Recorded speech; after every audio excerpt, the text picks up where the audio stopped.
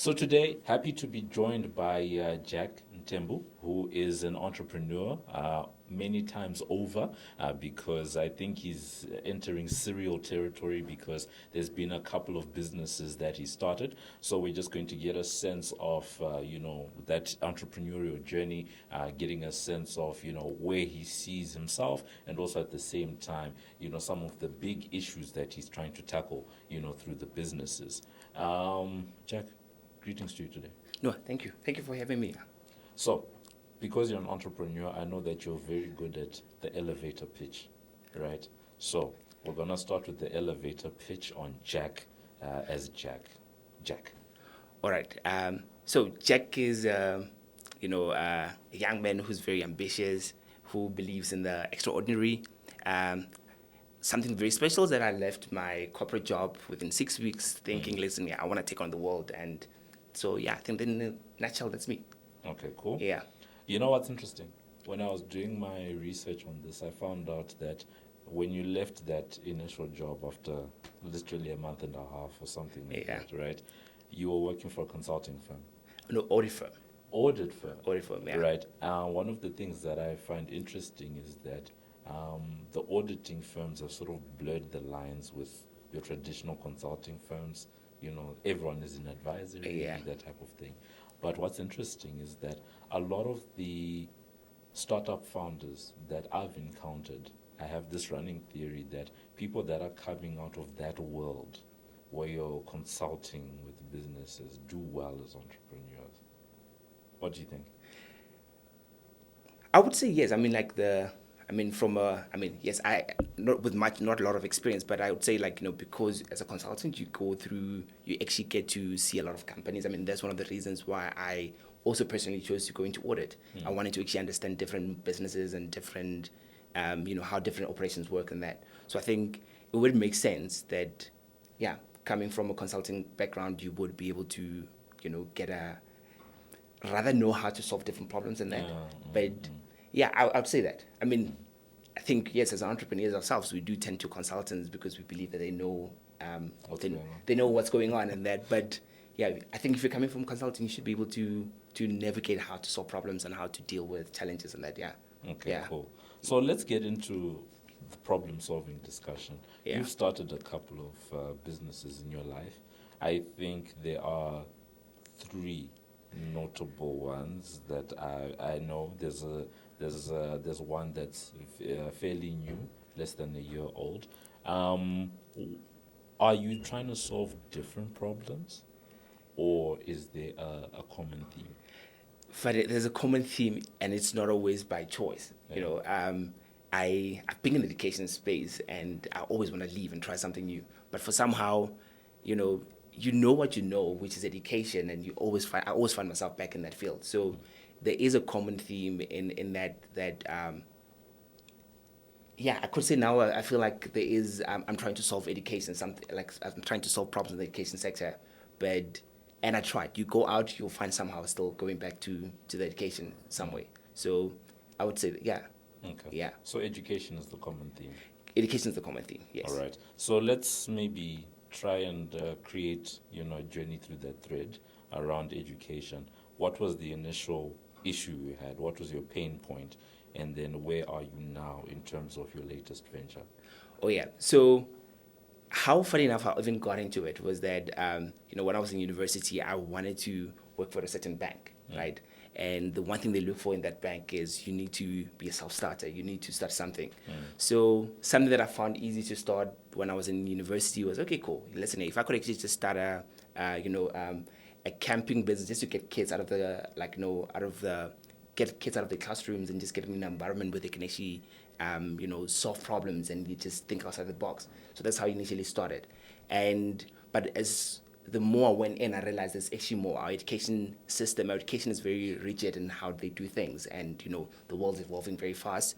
And if we're not going to find ways of actually, not waiting for the curriculum to develop in that, we need to find a way of actually tackling things as we go. So I think that's how I initially found a gap in that market. That we need to find a way to challenge how kids think. And again, another thing is, you look at people like Sia Kolisi, who's actually known for he's doing well in rugby and that, and every year, at the beginning of the year, the Minister of Basic Education celebrates top achievers, which is great. We love that. But what about the sports students? What about those who are in arts and that? I feel like those are always forgotten. And there's always this perception if you're not in doing science and maths and end up being an engineer, doctor, or this, famous careers, this big careers and that, you're not going to amount to anything. So we're trying to really just get to young people to say you can be anything you want to be. And we want to find ways to explore those ideas. So that's how I think eventually when I got in, even though I didn't get into that bank, I thought, okay, cool. I think there's actually a big problem here. There's actually more I could actually do instead of actually finding myself still, going into audits and that. Because I eventually didn't get into a bank and end up in audit, then thought, hey, there's a real problem here. Maybe let me actually go back and focus on this and do this full time. But yeah. Okay. Yeah. So what was that first business called? So the first business was First One Adventures. Yeah. And that was more of the formal business. There's been a lot of things that I think one has trial and errored in that. But First One Adventures is being the first business. And what we did, which we're still doing, with the second business now, the current business, and the other business that actually followed after it, is that we came up with simulations where we'd get kids out of their classrooms and actually go out and give them real life simulations where they would actually, solve those problems or get a way of actually solving problems, but not in the context of a textbook and, and that, but just letting them think outside the box and that. And that has really grown and actually became what it became. And after some time, we realized, hey, we want to scale. And I think that's where the issues being. Every other attempt of business I tried to do was more on how do we scale this? And, it's very capital intense, so it was really hard. And I think maybe with the current startup that I'm working with, I feel maybe we might have actually gotten to where we might see that scalability in that. But yeah. And that's one of the things I'm curious about. And one of the reasons why I asked is their common theme. Yeah. Because when you see certain people in business, especially people that get into similar types of businesses, you're always wondering, what's the difference between the first, we're literally going to call it an iteration, versus where we are now, because you are, I guess, improving upon a model, that you had, that you had thought about before. Right, so as far as you can tell, because this is probably something you started, if I remember correctly, 7 or 8 years ago, initially, versus now you start something in 2023, right? What is the difference between how Jack is approaching the same problem but different? Yeah, so I think last year I went to the Netherlands. I was actually judging at Enactors because I'm part of Enactors. So that's where really I think my entrepreneurial journey also just started, from Enactors. So last year I got to go to the World Cup, the Enactors World Cup, where different universities in the world get to meet, and I was actually judged there. And after that, the one thing that I always had was, I feel like there's more that we could actually do, and the one thing that I also left South Africa with was you had that frustration of we want to scale, at the moment we need a lot of capital for us to scale and that, but it's hard to scale. So when I found myself there, I decided hey, you know what, instead of actually going back, because I always struggled getting a Schengen visa. So when this finally gave me the Schengen visa, I was like, listen, I'm going to maximize on this and that. So I decided to rather go around, hop around, wherever I could find myself, but just going into entrepreneurial spaces and that. And that's where the new idea came about as to, we can actually find a way of solving this problem. And the thinking now came a bit aboard. It came a bit more on, how you see businesses down that side. They use a lot of tech to solve problems, and thought, how can we actually use technology to actually apply to the same problem that we're having back home, and so that's basically the thinking that came about from actually having gone outside the country and traveling a little bit there. And that's where now the idea said, okay, cool. Maybe instead of actually fostering around, trying to do this the way we're taught business in South Africa, rather, let's actually explore this whole tech space.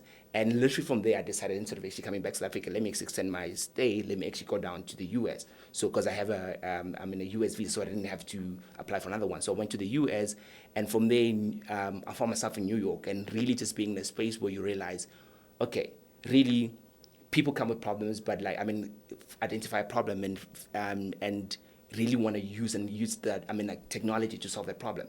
And you look back in our country and say like, hey, we've got such great infrastructure. South Africa, we've got technology, we've got literally, if a person wants to start an e-commerce here, they've got it's easy to do that, and stuff. Good systems in place. We've got good systems in place, but I don't think we are utilizing them to the best of our ability in that. And I think that's where the whole new idea of like, okay, maybe we can actually look into tech and really maybe solve this using tech, and it'll help us, one, not just be around Gauteng or around South Africa, but we can actually scale this to being solving an African problem that we're having throughout the continent. So I think that's the way the different approach is.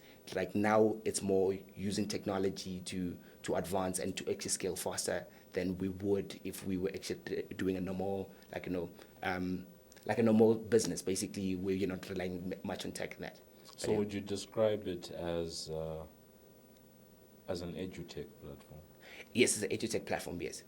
So it's an edutech platform that we still bring up with the experience, but this time we don't have to, we don't have to be the ones that invest in a property, because there's a lot of properties that exist, in order for us to be able to still run those simulations. So we can actually use an edtech, train people using our platform, so literally anyone can actually get on and actually use what we're doing and be able to run their own camp using our technology, because we've got ways on how we protect kids and how we actually so we use our own system that we built from First One Adventures. Now we can actually sort of like use our technology to scale it up. So we're not the ones now running it, but we can actually have other people do what we're doing. And so it's not courses per se, but you're helping to facilitate other people's courses.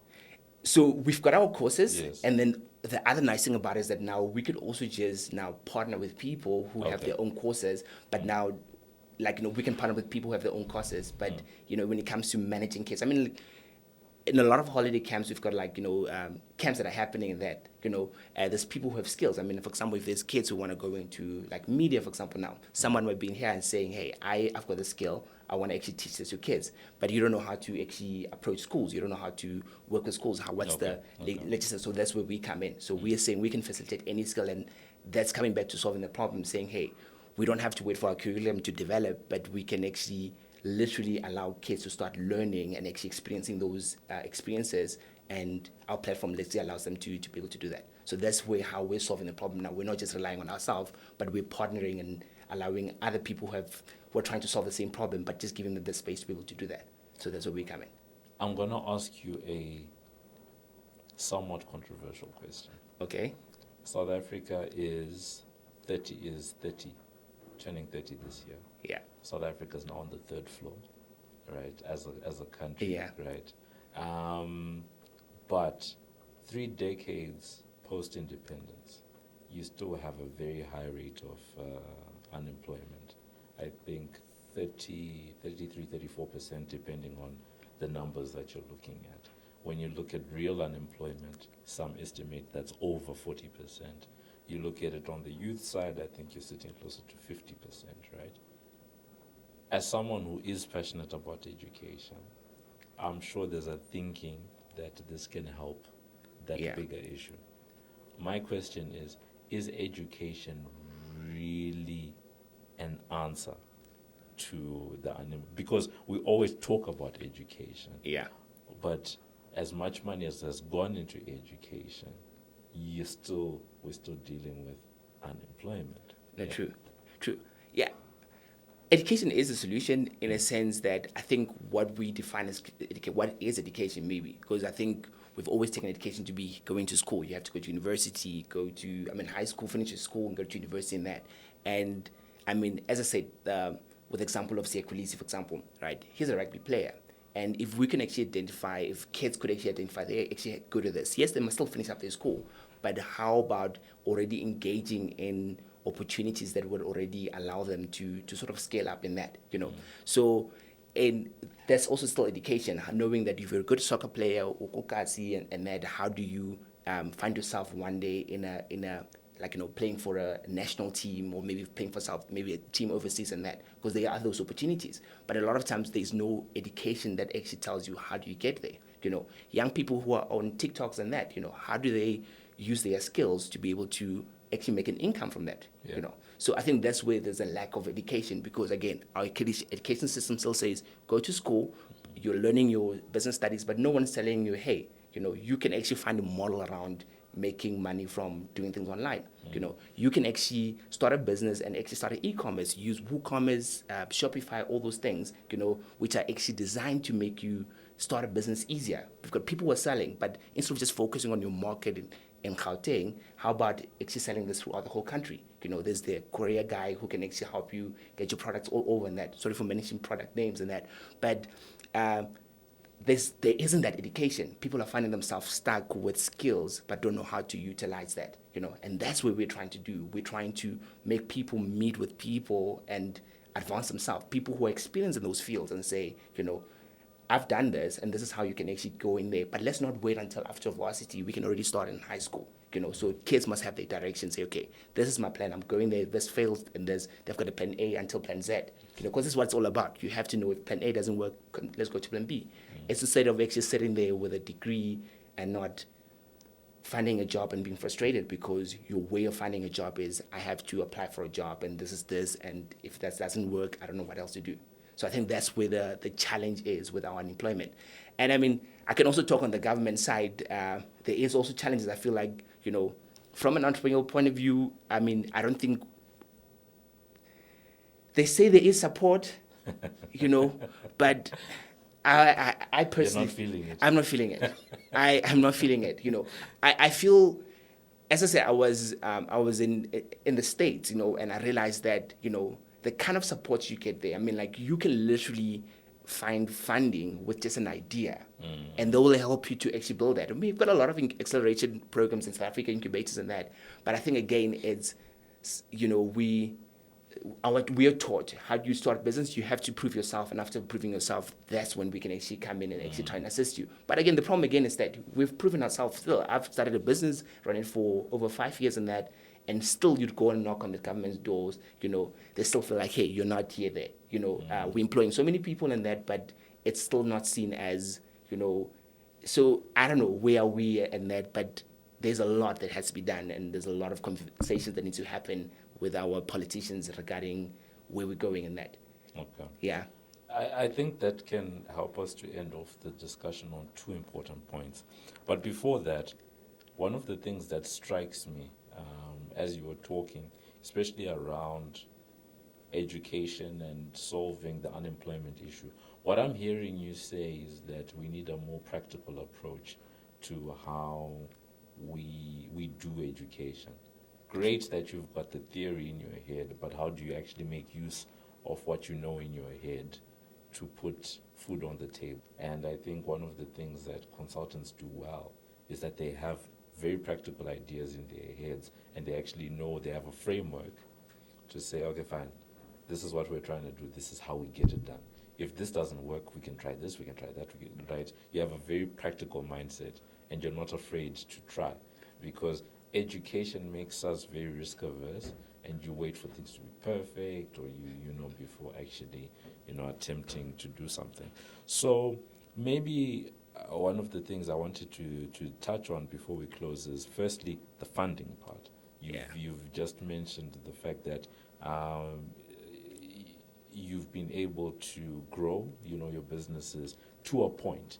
And past a certain point, you do need to start getting, that outside money, that outside capital, especially as you're trying to scale. What's been your funding journey like? Yeah. So, yeah. and I'm going to preface what, because when you observe funding in places like the US, one of the things I've come to truly understand about true venture capital, when someone says angel investing, what they're meaning is, this person is bright, this person has an idea. Now, I want this person to go and monetize this thing, but I don't want them to worry about anything else. I'm going to make sure that their bread and butter issues are taken care of, that they have a house, that they've got food, that their family is taken care of, so that their life is dedicated to this problem. Because in a lot of cases, in our instances, you're probably juggling 5 different jobs to try and fund this one thing. So you end up having a mediocre output or a slow... Anyway. Yeah. True. Yeah. Yeah, no, true. 100% agree. I mean, and I think that's just, I I think, especially when I went to the US, you realize that, like, I was in New York and I went there with not a tourist mindset, saying, here, I want to just engage with entrepreneurs and see what's happening. And I think within the first week already, we're like, wait, is this how business is done this side, and compared to how we're doing things? You have to prove yourself. And even after proving yourself, you're still not going to get that assistance, because as I say, it's like, it's like with the job market, where they always say that, you need this kind of this much requirements. I mean, you must have this much experience and that before you can actually apply for this job. But it's saying it's an intern job, And I feel it's the same thing with just fundraising in South Africa. You meet, you go to government institutions. I'm glad that we have all those DTIs that are supposed to help entrepreneurs and that, or businesses, grow in that. But again, the requirements they want from you it's literally impossible. As an entrepreneur, you're just making things work. And true, you have to survive still. You're a person. You still have to have bread. You still have to, live while still trying to make this happen and that. And we don't always get that right, because sometimes you wait months without actually getting income, and when you get that, it does affect things. So the challenge, I feel like, when it comes to funding in South Africa is, there isn't an understanding of what entrepreneurship is all about. As you said, invest. I mean, your VCs and angel investors will give you money to focus on the problem and try to get it right and solve it. And don't worry about your salaries. Don't worry about, having to keep your lights on. When I focus on this, because literally towards month end, if you realize we don't have enough money for salaries, everything stops. Relationship stops. You will even call clients and listen, if you just make this payment, I'll give you the discount. You're losing out. But you're not doing that because you want to, you really mean that discount, but you're doing that because you just need an income. You need money so that you can actually afford your bills at the end of the month and that. And it does kill you, because you lose out on some money, as opposed to having to wait a little bit longer than that and you still get your money. But if you don't have the money, you're desperate. You stop focusing on whatever you're doing.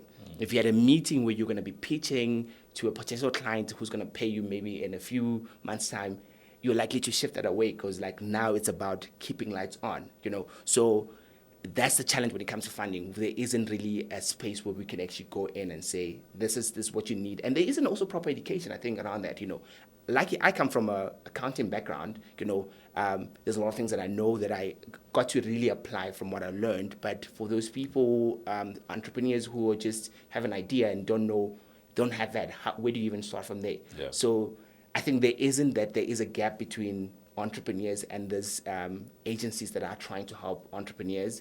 And until we reach that gap, or maybe getting people who are entrepreneurs to consult with those agencies, we will never find a solution, And sadly, I mean, I was just going through one of the acceleration programs in going through, the program and that, and realized that there's a lot of young people who are leaving South Africa, going overseas and never coming back, starting their businesses there and that, because there's just no solution here. I mean, well, at least for now, we don't have the solution. And unfortunately, we're passionate about entrepreneurship, and that's where a lot of entrepreneurs are ending up leaving, or good skills are ending up leaving. And I think that's, Okay. Yeah. And I think, something that can help us to put a neat bow around this conversation is ending off talking about the fact that there are elections coming up in a few weeks' time in South Africa. You've spoken about the fact that you haven't felt the government support. You've felt the fact that you've got young South Africans that are leaving the country, not coming back. You've also identified some of the holes in terms of funding, some of the holes in terms of support, some of the holes in terms of people practically being able to know where to go if they want to action something. As you're approaching elections, I imagine you're probably gonna want to vote. What are you hoping to get out of that experience, or going through that exercise of elections for the country?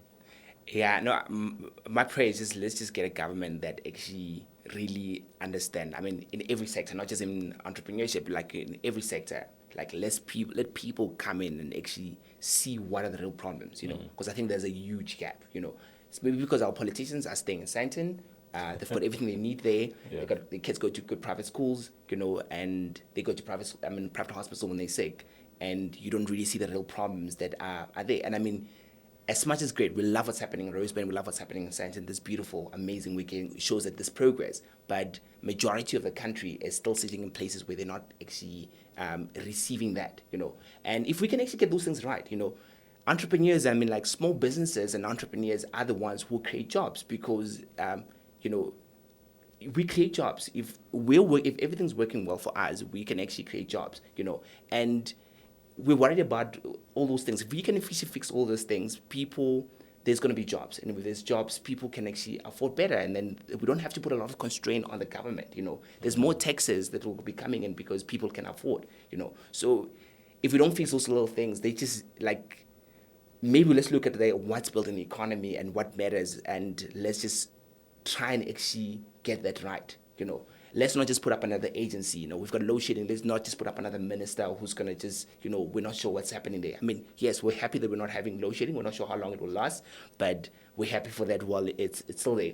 Yeah. But let's really get into it and actually understand what the problem is. There are smart people there, young people who have ideas and that, but let's not let the talent leave. Let's actually get in and sit with them and see how can we solve these problems and how can we actually get there. So I feel like there mustn't be a gap between government and people, I think there was an initiative somehow where I saw ministers now flying in economy and that. We need to have more of that, Let them sit next to passengers and have a conversation with real people, Let them get into the Gautrains, your public transport, and talk to people and say, what's your problem? What are you experiencing?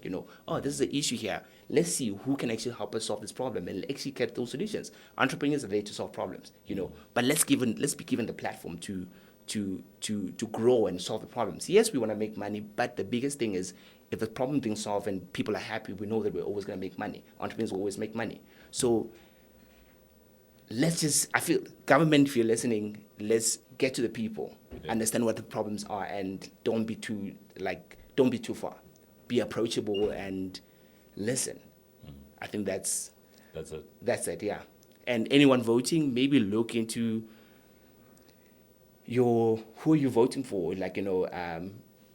Let's hold them accountable. Yeah. Let's put those promises. You're saying you're going to do this. Let's hold them accountable. And let's have those conversations with our politicians. Let's not wait for another 5 years before we can have another conversation. Let's have a conversation now. On the 30th, let's start talking. What's happening in that, and let's hold people accountable. Yeah. But yeah.